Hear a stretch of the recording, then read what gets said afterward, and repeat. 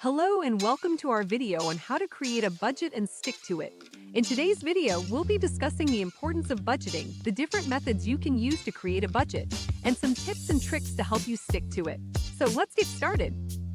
The first step in creating a budget is to track your spending. You can do this by keeping a notebook or using a budgeting app to track your income and expenses.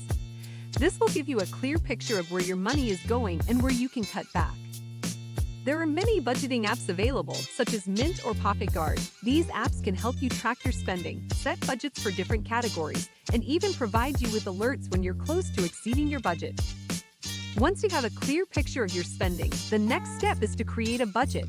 You can do this by using the 50-30/20 rule, which states that 50% of your income should go towards necessities, 30% towards wants, and 20% towards savings or debt repayment. This is a great starting point, but you should adjust the percentages based on your own needs and goals.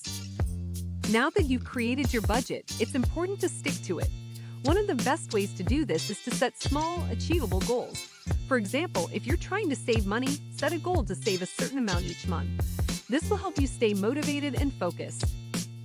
Another helpful tip is to use budgeting apps or tools, like the ones I mentioned earlier, to help you stay on track.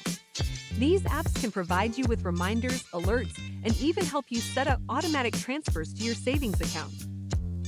And remember, budgeting is not a one-time event, it's an ongoing process. Review your budget regularly and make adjustments as necessary. With a little bit of effort and dedication, you'll be able to create a budget that works for you and stick to it. Thanks for watching. We hope you found this video helpful.